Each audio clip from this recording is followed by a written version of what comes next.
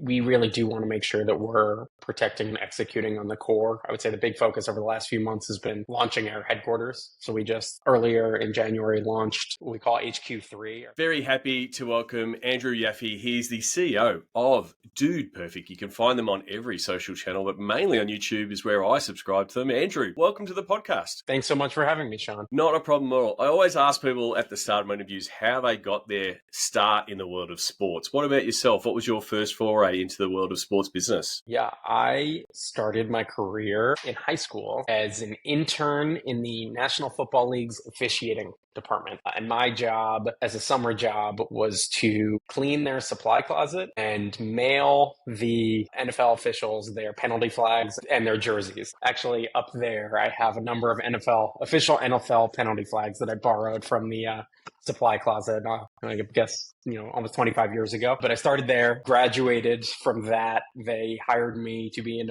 NFL game observer where I was paid, I think it was $50 a game and a couple of slices of pizza to watch football from NFL headquarters. And probably the best job I have ever had or will ever have. And so, was that a lot of people who come on the podcast go, hey, I wanted to be in sports, wanted to work it in some way. Obviously, taking an intern role and being a game observer is a long way from where you currently are. What were some of the key steps to get some of those roles that you were seeking? Yeah, it was not intentional. I always loved sports. I always wanted to work in sports. I didn't really know what that meant. Experiences like that made me realize there's a whole infrastructure and league office and opportunities beyond what you see on TV. So went to Duke for college and started in the sports journalism path. Worked at the Duke Chronicle. I actually have an exhibit of it behind me as a sports writer and columnist, and then was the managing editor of the paper. So I explored that angle. Ended up in a more traditional business role during the recession as a management consultant, but did one project there for one of the leagues, and it kind of refreshed my excitement and passion around sports business as a category. And so I actually took a couple of weeks off from that job and applied to more than 50 sports business jobs. Every job I could find, I met with anyone I could find at the company or the league or the team. I found any job on any website I could find, applied for more than 50 of them, as I said, and ended up at that time at the National Basketball Association in the team marketing and business operations group. And I had been doing data analytics and things of that sort before. And so they staffed me on ticket pricing and ticket sales analytics, as well as sponsorship analytics. And this was before the leagues or teams are really doing that in earnest. And so a few of us kind of got to cook up what we thought that should look like and do some of the very early analysis around how to better price tickets, and learned a ton in my time there. And it really set me on the path to say there's a real career in sports business. And it's taken many circuitous stops since then across a variety of roles and a variety of locations and functions, but it all started with that kind of desire to work at the behind the scenes in really what makes a league tick. I'd have to go back and look at my stats, but I think I've had a fair few Teambo, the Team Marketing Business Operations alumni on the podcast, and it seems like it is because there's so many different facets to what that offers the clubs and the league. You do get a good feel for, hey, here's all the different parts in the behind the scenes of the NBA. Do you think that it's sort of like doing a little bit of a master's of sort of trying to understand a bit of the sports business? I think Teambo is an amazing training ground. It's a collection of just incredibly bright and ambitious people with expertise in different areas, and so the amount you learn having lunch or going on road trips with account managers or other people in the group, you're constantly soaking up knowledge. So I had a little bit to bring to the table when I started there with a knowledge of how to think about analytics and how to do data work.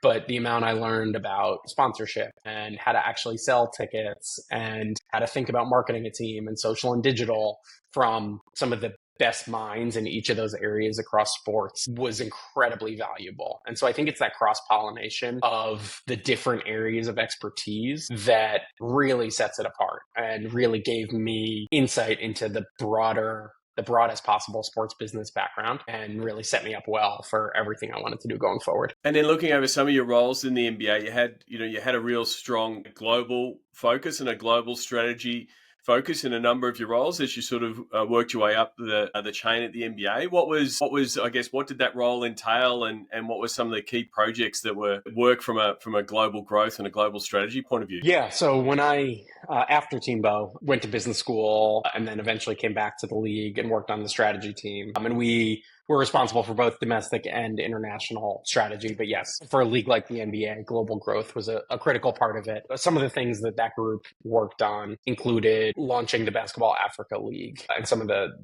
earliest investments in and work on what that business plan would look like and what the operational plan would look like. But a lot of the other things, just because 80+% of the NBA's fan base is outside the US, everything that the NBA does is global. So we launched our esports league. We worked on our China strategy.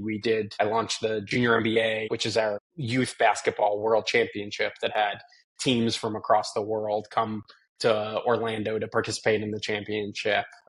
We did a number of other things that touched not only domestic, but also our global fan base. My last project in that group was relaunching all of our digital assets. And so investing in the NBA's app and League Pass, which has a predominantly international audience. And so really, while certain things were international specific, a lot of what we did was really just by definition global because of who the fan base is and who is going to use it. And part of that was, under the tutelage of Adam Silver, who was a big proponent of, snackable content. The quote of, people will watch a little highlight and then they'll be drawn into the larger game. As your role developed from the global to being that social digital content focus, how good was it to have, a lot of the times we have the conversation of trying to get that buy-in and, navigate, dodging all those media rights that you have to do, but sort of having that full steam ahead approach that sort of Adam gave you, how did that enable you to really fuel that growth,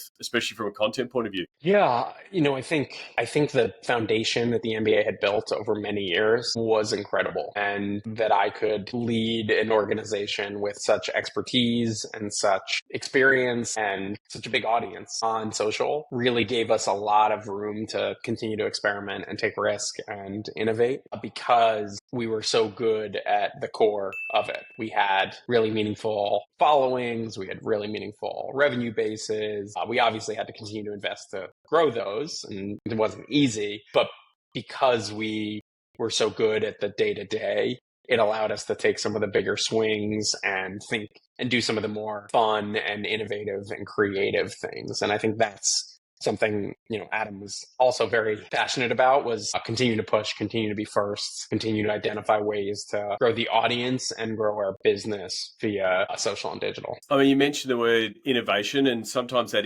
appears in a title and people will talk about it on stage, but there's the idea and then there's the execution. What did innovation look like for you at your time at the NBA?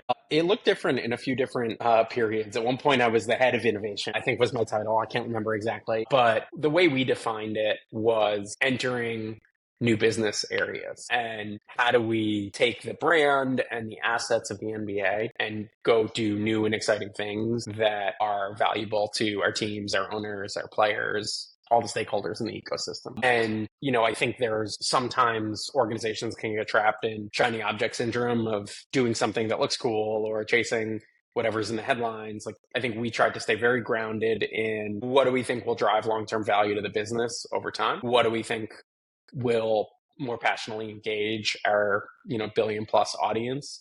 Doesn't mean we didn't make mistakes or we didn't have failures. We were very comfortable that certain things would go wrong, and that was okay because if you're not, you're never gonna innovate. And so that was, I think, from the innovation group's perspective. When I was running the strategy group, was at one point called the innovation group. When I was doing that, how we approached it, and then when I was running the content team, it wasn't dissimilar in that we were constantly trying to find new platforms, new formats, new collaborators to work with, new content concepts where we could innovate that, whether it was our existing partners or our audience or our media partners wanted to work together in ways to ultimately make fans closer to the game. We had a lot of room to experiment. And so one area one example from the content world is youth sports and pre-NBA basketball was just very popular. 15, well, no, 20 years ago, NBA TV broadcast LeBron James versus I think it was Carmelo Anthony in high school, and it was a big deal. There hadn't been as much engagement from the NBA with youth basketball for many years, but I and my team went out and we got the rights to stream Victor Wembanyama's games when he was not yet in the NBA in the French Pro League because we knew what kind of talent he was going to be. And there was no, I think that was a great example of we had an idea, we figured out how to make the business case work, and we went and we did it. The year before Victor was in the NBA, he was the eighth most viewed player on the NBA's digital assets as a French professional. And I think it just showed the ability with our scale to drive awareness of someone like him. And same thing happened. We launched a whole platform called NBA Future Starts Now that featured all of the up and coming future superstars of the league. So Cooper Flag, when he was in high school, was a big focus of the platform. And, just this weekend, I know they broadcast Bryce James's games from a Nike league. And so it's, I think, just an example of something that started as a bullet on a whiteboard and eventually became a real new content platform for the league. Absolutely. I mean, it's following what the film studio is doing of how do you expand the universe. I mean, these players will eventually be in the NBA universe. That's right. You are currently now CEO of Dude Perfect. You're only nearly 5 or 6 months into the role now. Yeah, tell us why the move, and I guess that's the starting point because I'm fascinated at Dude Perfect as a business and looking for to dive in. But why make the move now? Yeah, the content ecosystem, I think, is on the precipice of a pretty significant shift. The way people are consuming content, the platforms they're consuming content, what they're consuming is shifting rapidly, and I think is only accelerating. And I saw that firsthand from how content consumption patterns were shifting at the NBA, the faith that fans had and allegiance fans had to creators and athletes in addition to their favorite teams or leagues, and the global power of the distribution platforms was just something that was really exciting to me. And, I think there aren't a lot of really well established, meaningful, big creator brands that also have significant opportunity to grow. And so when this opportunity came along, it became pretty clear to me pretty quickly that the guys had built something amazing, this incredibly deep, long-standing connection with an audience, but also had really just scratched the surface with what the opportunities are and where the content ecosystem and and content consumption patterns are going. I think we're as well positioned as anyone to take advantage of those. And that's really exciting. I used to say at the NBA that I ran the largest sports account on YouTube. We had 20 million subscribers. I realized I now run the largest sports account on YouTube. We have 61 million subscribers. And that's just an amazing foundation from which to build. The fact that we have the largest sports account on the largest streaming platform, and sports is one of the largest categories, if not the largest category on that platform. We're just incredibly well positioned to continue to grow there and elsewhere. I mean, completely agree on the shift, because considering, when you're at the NBA and both in the strategy team and the content team, it was, hey, we'll build our audience and we're competing with TV and other broadcasters. And since that time, the creator economy, the Dude Perfect, in starting with simple trick shots and then just keep going, leveling that up on YouTube, like they're capturing just as much, if not more, of the attention that, the fans that the NBA and the NFL and other leagues are trying to chase down. So, I mean, they've done it, like you said, they've done an amazing job building a brand and building a fandom, again, what sports looks for. A lot of people like myself would know them from YouTube, but what are the other parts of the business? The guys, they're killer at making videos, and, you're not coming in there to say, hey, here's the next video, guys. What's your role looking at the business of Dude Perfect and some of the stuff that that business infrastructure behind the scenes? Yeah, the guys are creative experts who know their audience far better than I ever will. And so I know my limitations or where I'm supposed to spend my energy. A couple of things, I think they've done an amazing job over the last several years, continuing to build the business beyond YouTube. I think phase one is, how do we identify other content opportunities that make sense for our talent and potentially other talent underneath the Dude Perfect umbrella. I think that's everything from new formats to new verticals. There are certain content areas where the guys are experts and passionate, and we have a huge built-in audience already that we haven't created dedicated content. And I think we have opportunities there, some natural gaming. We've just announced we're relaunching Dude Perfect Gaming, which is a big category for us and one we're really excited about. But I think there's several others that could include things like golf and the outdoors and several others in the sort of new verticals. There are new formats from long form to podcasts to others that I think we're evaluating what opportunities make sense for us. I think there's that path. But the second that I think we have a lot of opportunity in is really new business lines. And again, the guys have been doing a lot of these over the last few years, but we really want to look at how we can continue to invest and integrate and build on them more. But we're doing our 5th live tour this summer, and we'll be in front of north of 250,000 fans this summer, which we're really excited to do across more than 20 cities in the US and for the first time, 6 cities in Europe. And it's just a great example of a brand extension that over the last several years they've built out and just continues to expand and grow. So that's one example. I've done a number of toys in the past, and it's an area that I think, given our younger audience, is an area that there's continued opportunity to invest in and grow. We had the top selling board game in Walmart over the period where we launched. Going to have a number of new. This past holiday season launched a bounce house inflatable category at Walmart as well. That's been really, really exciting, and our fans have loved. And we have a whole lot more to announce there over this coming summer. But I think there's a whole range of products beyond that in the consumer space.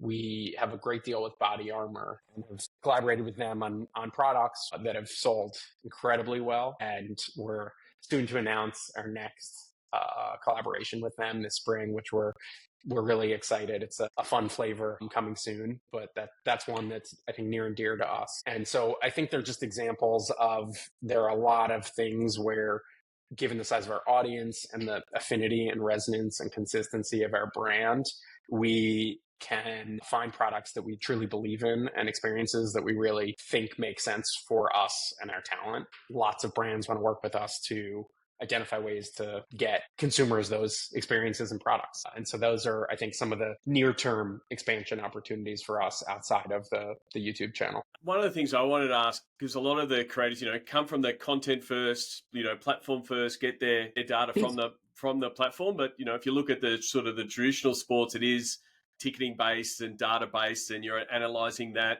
Was there a case of sort of seeing what best practices you could bring from the NBA, from the league level, that are, what's our data look like? What do we know about our customer? How do we own that data? Is that something that's, like, again, another opportunity to better know your audience, to make better decisions, all those different bets you want to make? Yeah, and the way I think about it, we think about it, is the more information you have, the better decisions you can make. We want to know what markets should we go to for our tour, and where do our fans want to see us? We want to know, what products do they want from us, and how can we help develop them? And so, I think sometimes people get scared off by the term data, but ultimately it's just information for us to better deliver on what our audience wants. And we want to be as smart as anyone in terms of our audience and what we can deliver, and don't want to be spending time and resources on things that our audience doesn't want. And so that's the lens through which I view the importance of data. But I also do think it is, if you think about our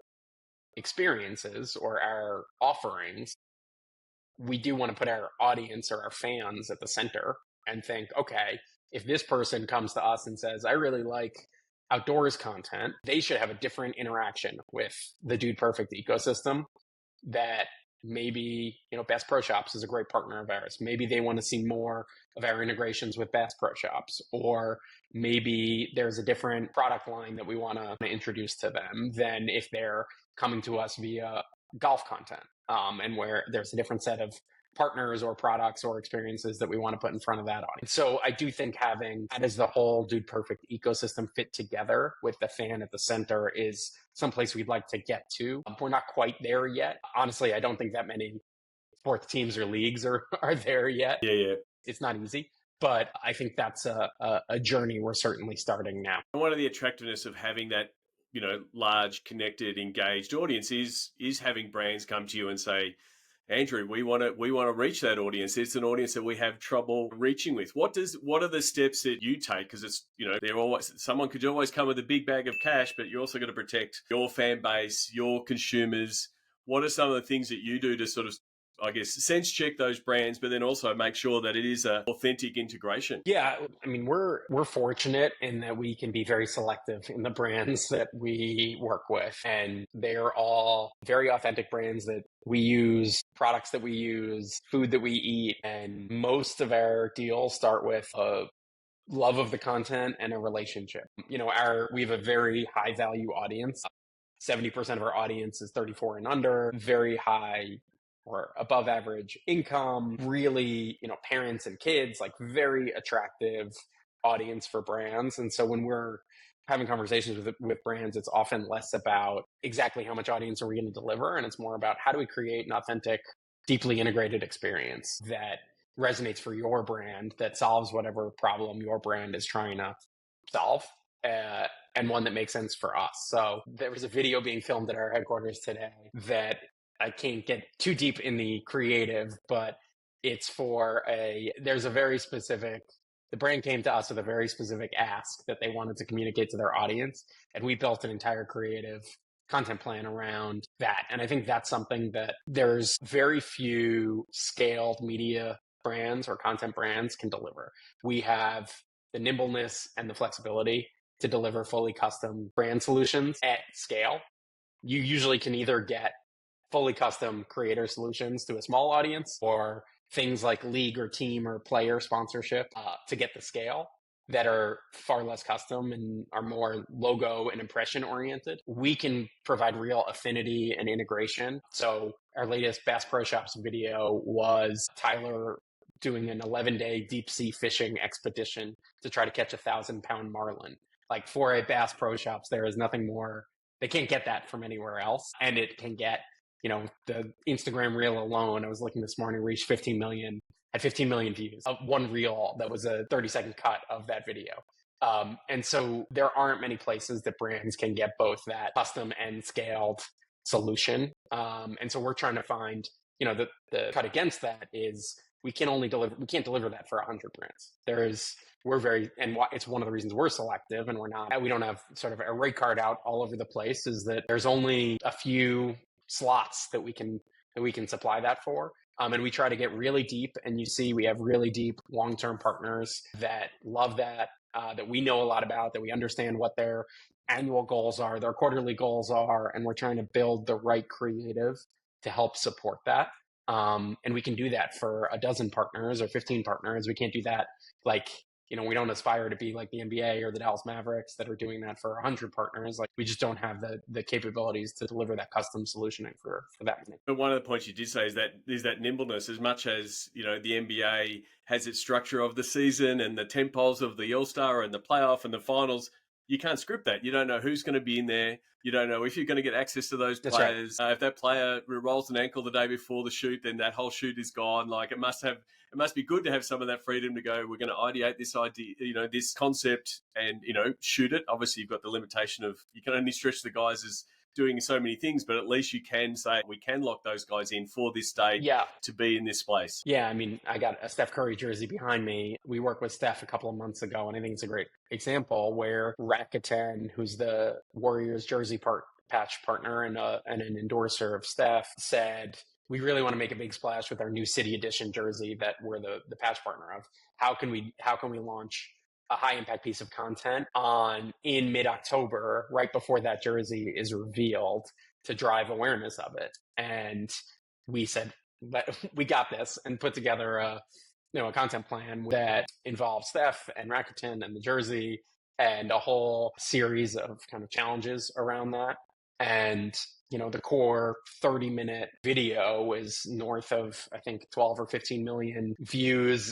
And so you're talking about hundreds of millions of hours of watch time or tens of millions of hours of watch time on YouTube, as well as hundreds of millions of impressions across social, all targeted to when Rakuten wanted to launch that city edition, the New Jersey for the season. And so that, I think, is a great example of we can target that date and we can build an entire plan around it across both our social assets, our core YouTube assets, partner assets like the Warriors and Steph Curry, and everyone can have a great experience together. And then part of that is, again, that shift of, it used to be things would happen over on YouTube, to be that shift now of, that was, I watched that on YouTube, but then it was also being watched on Shorts.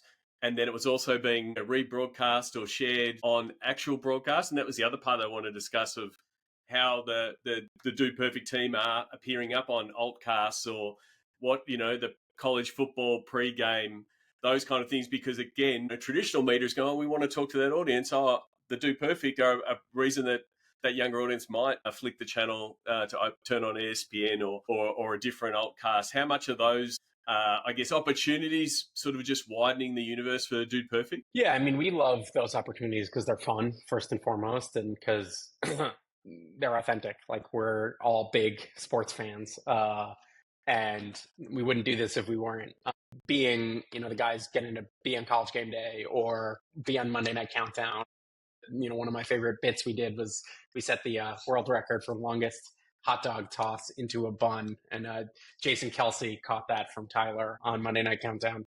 Those things are just fun to do. I think they're important for us as a brand because, hot dog toss aside, I think they establish legitimacy and credibility. And, I'm as big a proponent as anyone of the power of YouTube and digital and social content, but traditional still matters. There is still a very, very large audience that is consuming on ESPN and around NFL games. We were lucky enough to partner with Amazon to do an all cast for NFL games. And there is just a big mainstream audience there too. And often it's different than the audience that's consuming on YouTube. And so we really want to be where audience is. And so while just as the NFL or pro sports is trying to get younger and reach our audience on YouTube, there's an audience that we want to reach on traditional as well. And so I think there's often a very happy marriage of opportunity. And is it a case, they talk about in the TV game about, getting reps, like being on live TV and being on studio shows and being on pre-games is a very different beast to being in the Do Perfect headquarters and doing trick shots. Is it about the guys, I guess, learning how to hit those marks? No, because I don't think we're very clear that we're never going to do a traditional broadcast, and you're coming to the wrong place if you want analytics and commentary. There are 1,000 people out there who are going to give you better analysis of the sport itself. I think what we specialize in is the fun around it and the competition around it and the passion of fandom. And so I don't think we or the guys show up to any of these broadcaster opportunities and say, how can I replicate what a Tony Romo or a Tom Brady does? It's let's be ourselves, let's be authentic, let's do what we know how to do best and make this fun. I talked to lots and lots of league executives of leagues of all sizes, and ultimately they come to us because they want to reach younger fans and they want their sport to be perceived as fun. And I think we know how to bring fun to these things. And so that's what we try to do. So I don't think it is about us getting reps or training to do the next thing. It's really, let's figure out how, our own spin on whatever it is that we're doing at that given time. Yeah, I mean, you said before you've worked with multiple content teams, different creative processes. It must be fascinating to turn up to Do Perfect and see the ideation and the creative process of the guys. What have you observed and learned just, again, standing on the outside, watching them do what they do to come up with the ideas? Yeah, coming from the NBA where I oversaw 300 people, coming here to our whole company is 30. It's very different. And I'm incredibly impressed by how lean and iterative and creative the team is. And it is often on the fly, a few people saying, hey, what if we did this? What if we did that? Hey, why don't you go stand over there and we'll make this work or that work? And that is where the magic happens. And it is amazing. I mean, founders of this company have been friends for close to 20 years and been working together for more than 15. The chemistry they have, they like the telepathy. So they know what each other is going to think is funny. They know how to play off of each other. The creativity that develops in those moments of like taking an idea that is good and knowing what's going to be, how to make it great is amazing. And I think, the NBA, obviously, we had very different objectives and a very different brand to manage. But the idea of just, we don't have a lot of the same infrastructure here. And I think it provides a lot more creative freedom that an idea can go from me saying something on the side of a shoot to the director and one of the guys to being shot within minutes. And, we've had examples where we're sitting around brainstorming a social idea and it goes from ideation to posted within 15 minutes. And those things are very hard to do at a brand like the NBA. Here with 30 people, it's a lot easier and in some ways more fun to do. But it's also, look, harking back to your NBA days, and we work with teams and leagues, it is also carving out that time to have that idea sessions, because you can sort of get caught in here's the next week, here's the next round of games, here's the next round of playoffs, and you never get the time to sort of step back. So sort of like the fact that, they do have that time and a bit more freedom because there's less infrastructure, but it is a real important thing. Otherwise, you just sort of end up punching the clock every week. And at the end of the day, we're a creative first company, and we always will be. And that if we're not nailing, our audience expects fun, bigger, new sports, new competition, and we feel the pressure, but also the opportunity to, all right, how do we build on this? How do we set another world record? How do we take the world's highest basketball shot even higher? What are all the things we can continue to do? And so that is number one priority for us, is that trusted family entertainment and that continued development. So those are things we hold very dear here. And a big part of the creative economy is that collaboration, whether it be other channels, the guys appearing on other channels appearing, guest appearances, and, the whole idea of collabs, which effectively mostly came from YouTube. And, I spoke to the guys at New Zealand Rugby when the team came down and did some stuff with the All Blacks, and they were here in my town for the Grand Prix. How do you pick and choose some of those opportunities to say, oh, well, we want to partner with that audience or that channel or that event? It's a great question. There's no shortage of invites to things. We try to be really selective around what do we think is a platform to do something new and big and different. And there's certain things that, we'll take on to experiment or understand better. But we try to keep the bar very high in terms of, we don't want to go and show up and do the same thing that someone else is doing. It's not worth our time. It's not worth the partner's time. Again, going back to the sort of the custom solution ideas, like I think our brand and I think our content and what our audience expects is something big and different that they've never seen before. And so we're not going to take on an opportunity unless we think we can deliver that. And, you're nearly 6 months into the role.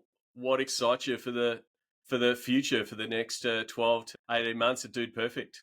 Yeah, I think a few things. One, our tour this summer. And I just think being in this seat for the first time at the tour, seeing tens of thousands of screaming fans, I think you just get a totally different sense for the fandom and the opportunity when you see it and can touch it and feel it. And so that is one thing I'm very excited for. So that'll be starting at the end of June and throughout July. So very excited for that. Second, getting our full team in place. I've been spending a lot of time on recruiting and talking to other potential executives about coming on board. And we've had a great set of conversations, and we've made a couple of key hires already and have a few more in the pipeline. And I think once we really bring in that full team, it's going to really unlock a lot more opportunity and a lot more exciting elements for us. So I think those are on the content side, and then on the internal side, those would be the two things I'm most excited for. It is a case, there is so many opportunities,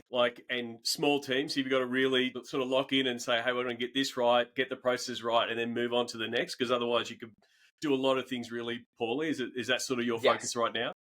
Yes, we really do want to make sure that we're protecting and executing on the core. I would say the big focus over the last few months has been launching our headquarters. So we just earlier in January launched what we call HQ3, our third headquarters, and it is awesome. It is 80,000 square feet. It's got a football field and state-of-the-art workout, pickleball court, golf simulator, putting green, custom mini golf course, full basketball court. It's just like a really exciting venue for us, and I think signals how permanent we are and that how I think what our ambitions are. And so there have been a lot of opportunities over the last few months, but real focus has been how do we really make our stamp on the world with this? And we've spent a lot of energy in we had Tom Brady and Bryson DeChambeau and Noah Lyles and Nate Bargatze and a number of, I'm probably forgetting people, other A-lists, Cody Rhodes from WWE come through. And that was really the focus. And to that point is, we got to nail the core. There's a ton of opportunities. We will have time and bandwidth to get to them. But if we don't take care of the brand and take care of the content and really why we have so much love and affinity from our audience, we need to nail that. And so that's priority 1, 2, and 3 right now. And there's a lot, as you said, there's a lot of opportunities. Part of my job is saying no or saying later and ensuring that we're focused on the things that are going to drive the most impact immediately. Well, hopefully the data will say later is a trip down under and maybe a tour or a show down under. I'd love to see it come down here. We would love to. I'd really appreciate taking the time. I want to get to the Sports Geek closing 5. You would have been to a lot of sports events in your life, but do you remember the first sports event you ever attended? I believe it was a New York Mets game in the late 80s or early 90s with my mother. Terrific. I've actually been to a Mets game. It's a great place to watch a game. This was in the previous stadium, which was not a great place to watch a game. Oh, this is true. But Shea Stadium holds a very special place in my heart. You would have been to a lot of different sports events. Do you have a favorite food or a go-to food at a sports event? I am a Duke Blue Devil, and the Duke basketball games will forever be my favorite sporting event. And at least when I was there, it probably is better now, but when I was there were very limited food selections. But you used to have to camp out for hours and hours before the games and then wait in the gym for a few hours before the game started. And so you hadn't eaten all day and we're jumping up and down and sweating and gross, but you could sneak out at halftime and get a Chick-fil-A chicken sandwich. And the Cameron Indoor Chick-fil-A chicken sandwich is a special one for me. Very good. Running a global content business, you have things coming from all directions. What's the first app you open in the morning? I would say my email. I don't know if that's the wrong answer. I think a lot of mental health gurus would tell me that's the wrong answer, but I do open and see if anything's broken, if there's anything we need to deal with urgently. So yeah, it's hard to get past email in the morning. There is a few guests that do that. That pause. Oh, should I say it? Should I say it? Oh, yeah, it is. It's email. It's fine. This is what I'm supposed to say. Your honesty. I meditate. I open my meditation app and spend 10 minutes listening, but I don't. Exactly. Is there someone that you follow, and it might be someone in the creator space, or a colleague that you've followed for a long while that the listeners should follow, and why? Yeah.